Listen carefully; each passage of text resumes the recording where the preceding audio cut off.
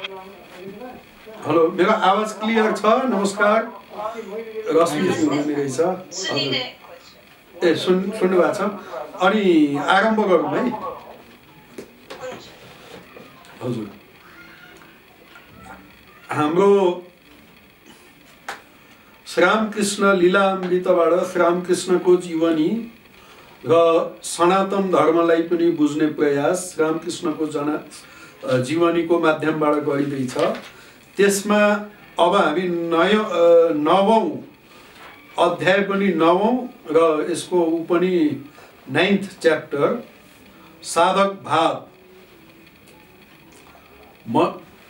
भावमा आउँदैछौँ। श्रीरामकृष्णको साधक भाव एकदमै महत्त्वपूर्ण एउटा अध्याय हो, कारण अरू कुनै पनि अवतारहरूमा यो साधक भावको विषयमा स्पष्ट रूपमा लेखिएको छैन।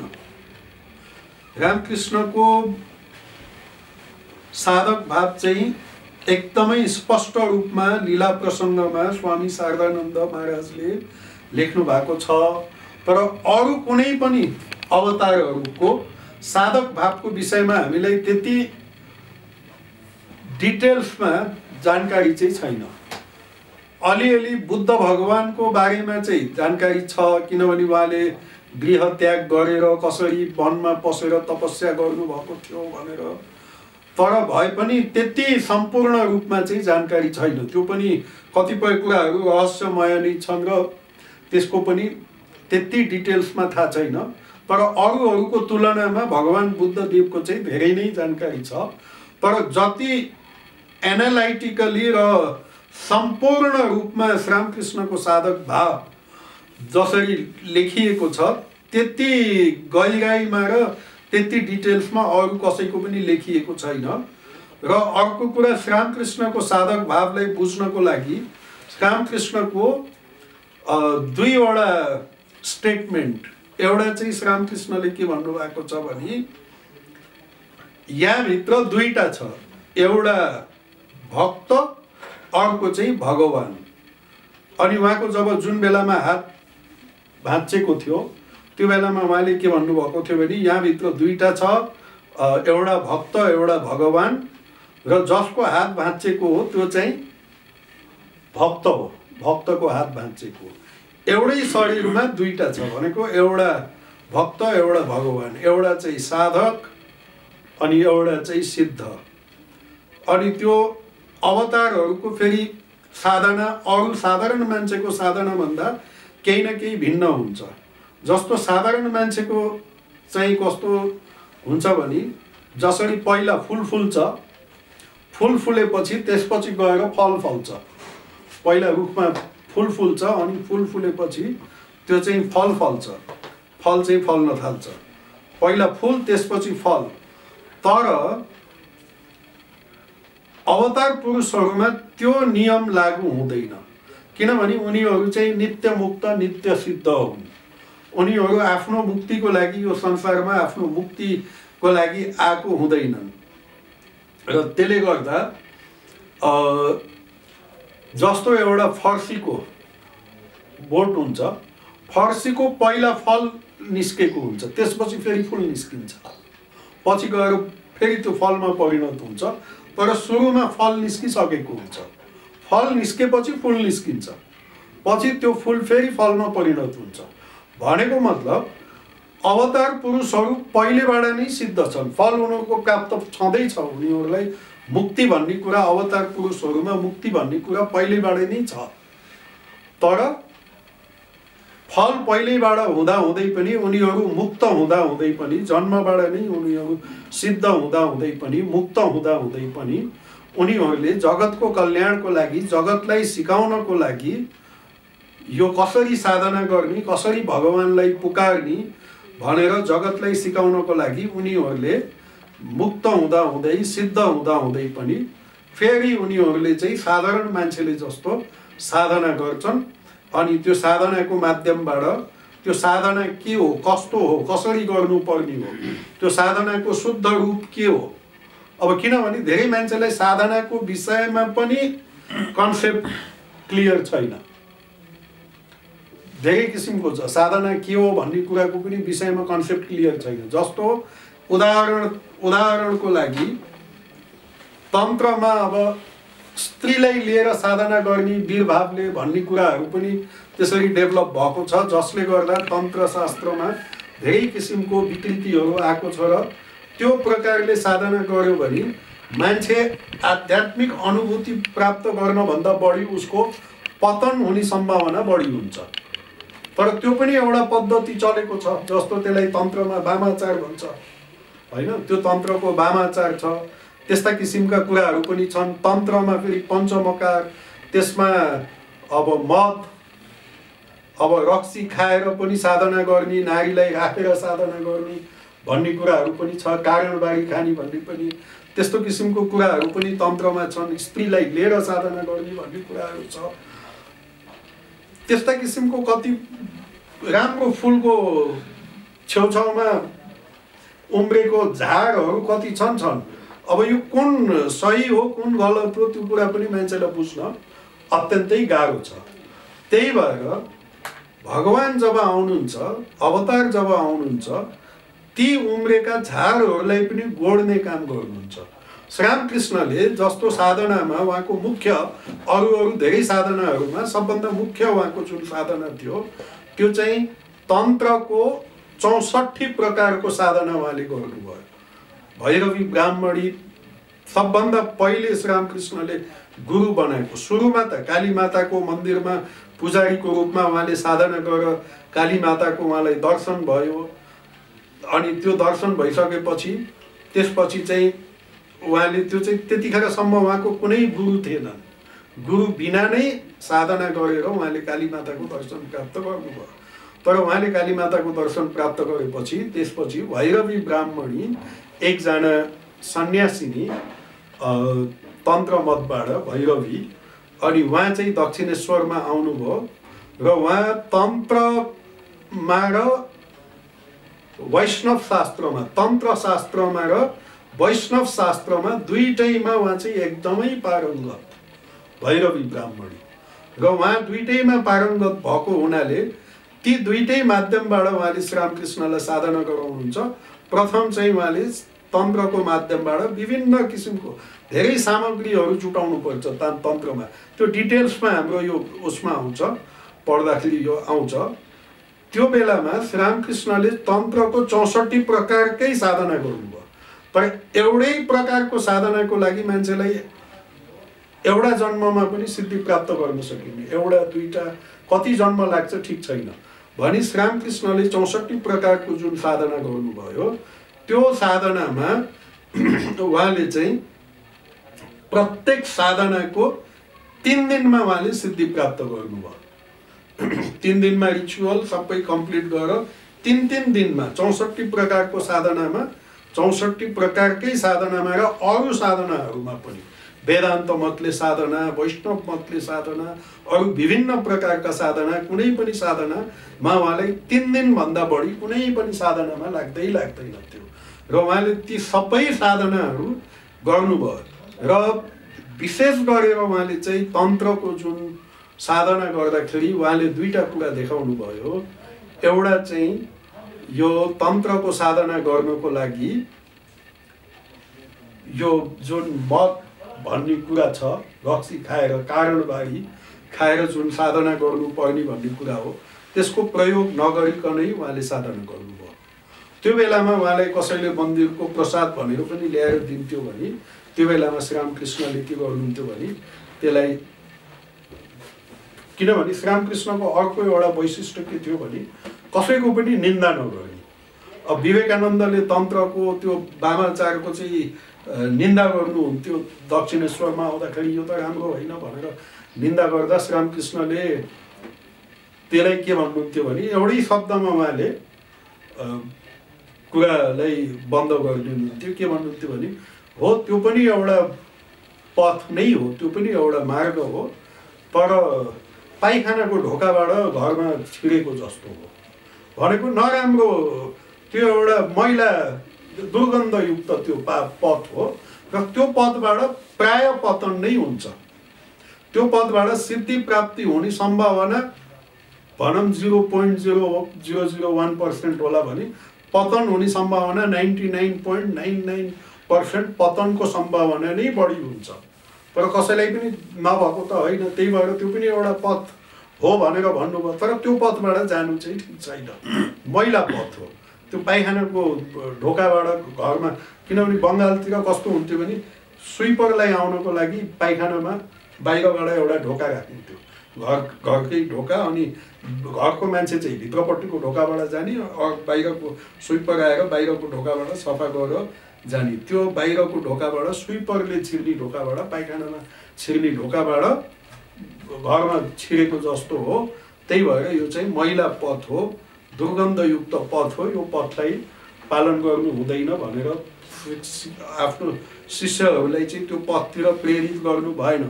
र वास्तविक तन्त्र भनेको के हो भनेर, त्यो मातृतन्त्र भनेको नै वास्तवमा मातृभावले साधना गर्नु हो।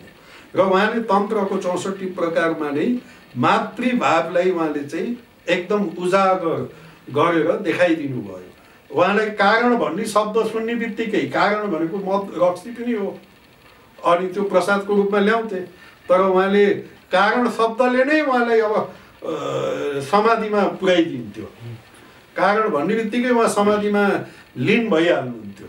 भनेपछि त्यो नामले मात्रै नै, किन कारण भन्दा उहाँ समाधिमा जानुहुन्थ्यो भने त्यो कारण भनेको मत भयो भने, कारण भन्ने बित्तिकै उहाँलाई चाहिँ कारणको पनि कारण, महाकारण अर्थात् परब्रह्म स्वरूप जो महाकारण हो उसैको उहाँलाई चाहिँ स्मृति हुन्थ्यो र उहाँ चाहिँ समाधिमा लीन हुनुहुन्थ्यो। भनेपछि उहाँलाई त्यो कारणको पनि आवश्यकता थिएन। र यसै पनि भगवानको नाम, भगवत नाममा नै उहाँले नाम लिने बित्तिकै कृष्णको, कालीको, राधाको, शिवको, कुनै पनि देवदेवीको नाम लिने बित्तिकै उहाँ यति साह्रो इन्टक्सिकेटेड हुनुहुन्थ्यो कि उहाँलाई यसै हेर्दाखेरि मान्छेले यो त माथिको मान्छे हो कि जस्तो लाग्थ्यो, त्यस्तो उहाँलाई चाहिँ हुन्थ्यो। त्यो केवल भगवानको नामले मात्रै, त्यही नै असली मद हो, त्यही नै असली कारण हो या वाइन हो भनेर चाहिँ श्री रामकृष्णले भन्नुहुन्थ्यो। त्यसको आवश्यकतै पर्दैन। र उहाँले चाहिँ त्यो कुराहरूलाई नलिकन र प्रत्येक स्त्रीमा, अब स्त्रीलाई राखेर पत्नीको रूपमा राखेर सम्भोगको द्वारा साधना नगरेर उहाँले चाहिँ प्रत्येक स्त्रीमा नै मातृको, माताको, जगत जननीको रूप देख्नुभयो उहाँले। र त्यसको पराकाष्ठा कहाँ गएर भयो भन्दा श्रीरामकृष्णका सबै साधनाहरूपछि, सबै साधना गरेपछि उहाँले श्री शारदा मातालाई षोडशीको रूपमा, त्रिपुरा सुन्दरी, षोडशी त्रिपुरा सुन्दरीको रूपमा उहाँलाई चाहिँ शारदा मातालाई उहाँले माताको रूपमा उहाँले पूजा गर्नुभयो। र आफ्नो समस्त साधनाको 12 वर्षको दीर्घकालीन साधनापछि समस्त साधनाको फल उहाँले चाहिँ शारदा माताको चरणमा समर्पित गरिदिनु भयो। र त्यसले उहाँले चाहिँ एउटा मातृभावलाई जगाइदिनु भयो शारदा माताको षोडशीको रूपमा पूजाको माध्यमबाट। त्यो पूजामा श्रीरामकृष्ण पनि निर्विकल्प समाधिमा लीन हुनुभयो, शारदा माता पनि निर्विकल्प समाधिमा लीन हुनुभयो। र शारदा माता त श्रीरामकृष्णको पत्नी हुँदाहुँदै पनि उहाँले त्यो पूजा ग्रहण गर्नुभयो। किन भन्दा त्यो बेलामा त्यो देवीको आसनमा उहाँ एउटा भाव अवस्थामा गएर चाहिँ त्यो देवीको आसनमा विराजमान हुनुभयो। अनि त्यसपछि श्रीरामकृष्णले उहाँको पूजा गरेर एउटा, भनौँ न, हाम्रो साधारण मान्छेले जब साधना गर्छ तब उसको साधनाको फलले एकदम उसले गहिरो तरिकाले साधना गर्यो भने उसले आफ्नो कुण्डलिनीलाई जगाउँछ। आफ्नो जुन कुण्डली छ त्यो जगाएर ऊ चाहिँ सहस्रारमा त्यो कुण्डली गएर त्यसपछि उसलाई चाहिँ निर्विकल्प समाधि प्राप्त हुन सक्छ।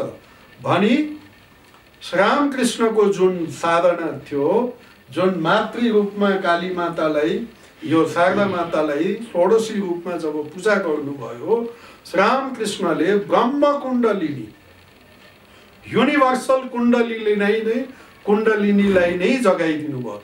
पुरै जगतमा एउटा आध्यात्मिक पुरै युनिभर्सल कुण्डलिनीलाई श्रीरामकृष्णले जगाइदिनु भयो आफ्नो साधनाको माध्यमबाट। र ती साधनाहरू कस्तो प्रकारले उहाँले गर्नुभयो, त्यसपछि हिन्दू धर्मको मात्रै होइन, हिन्दू धर्ममा अब जति किसिमको तन्त्रको 64 प्रकारले वैष्णव मतद्वारा हनुमान बनेर नारीको रूप धारण गरेर, जसरी वैष्णव मतमा राधा बनेर राधाको रूप उहाँले स्त्रीकै लुगा लगाएर माथुर बाबुको घरमा उहाँ बस्नुहुन्थ्यो।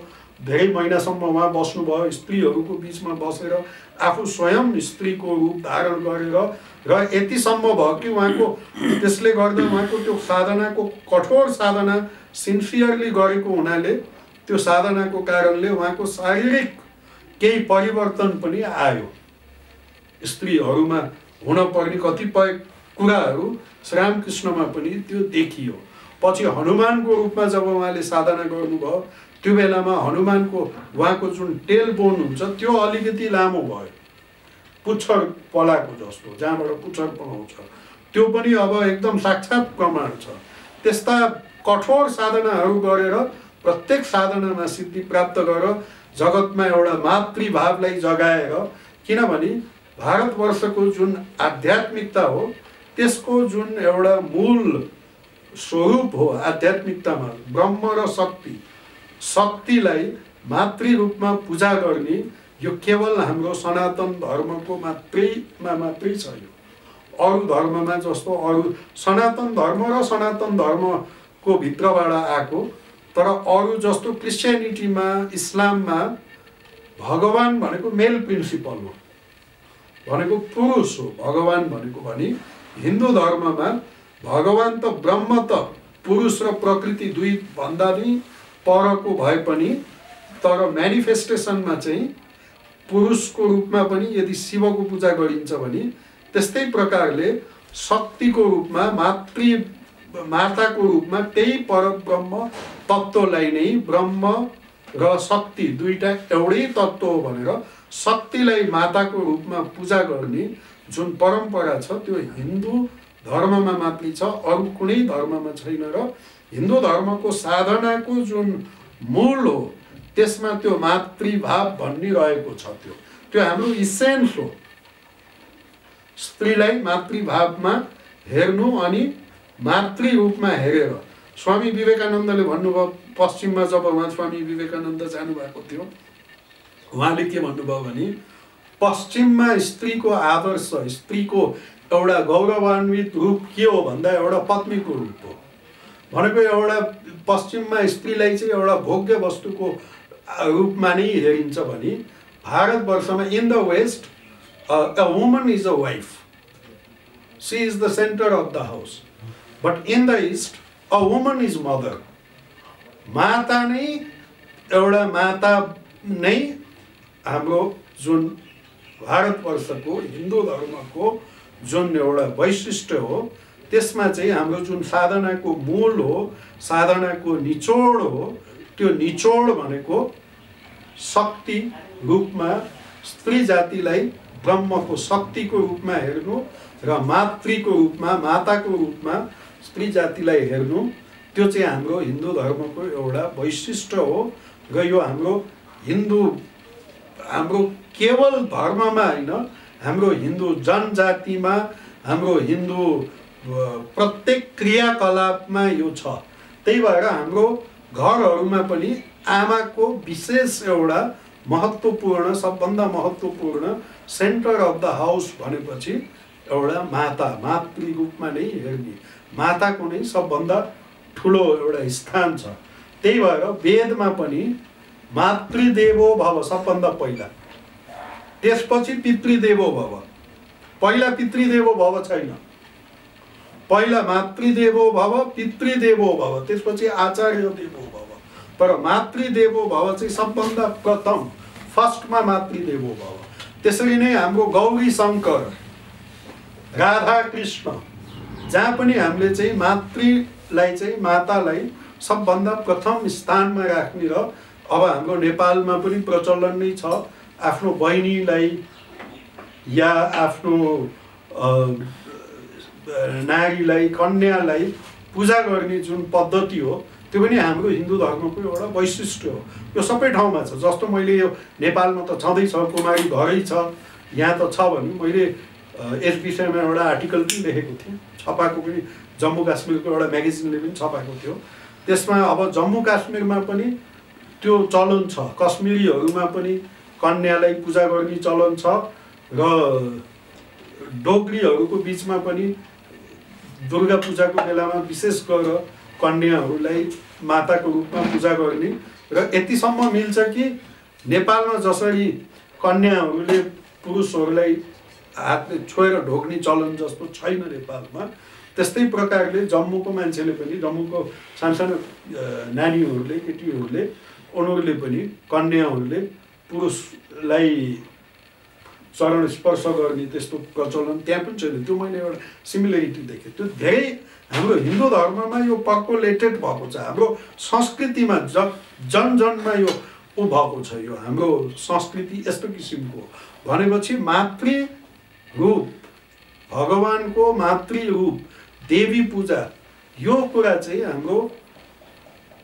प्रत्येक ठाउँमा हाम्रो यो वैदिक परम्पराबाट लिएर आदिवासी जनजातिहरूसम्म पनि, किन भन्दा अब एक किसिमले भनौँ भने दुर्गा शब्द, दुर्ग होइन, गिरी भनेको हिमालय भनेको त यो एउटा पहाड पर्वत हिमालय यस्तो किसिमको ठाउँहरूमा पनि त्यो देवीको पूजा गर्ने त्यस्तो ठाउँबाट, प्लेन्समा मात्रै होइन, एकदम पहाड पर्वतहरूमा जहाँ चाहिँ भन्छौँ हाम्रो आदिवासी भनौँ, जे वनवासी भनौँ, जे भने पनि त्यहाँसम्म पनि अब त्यहीँसम्म पुगेको दुर्गाको मातृ रूपमा पूजा गर्ने, कालीको मातृ रूपमा पूजा गर्ने, देवीको मातृ रूपमा पूजा गर्ने, कन्याको मातृ रूपमा पूजा गर्ने भनेपछि मातृ रूपमा नारीको वास्तविक रूप नै उसको हाइएस्ट म्यानिफेस्टेसन भनेको नै माता हो भनेर माताको रूपमा पूजा गर्ने त्यो हाम्रो हिन्दू धर्मको परम्परा हो। क्रिस्चियनिटीमा भन्नु होला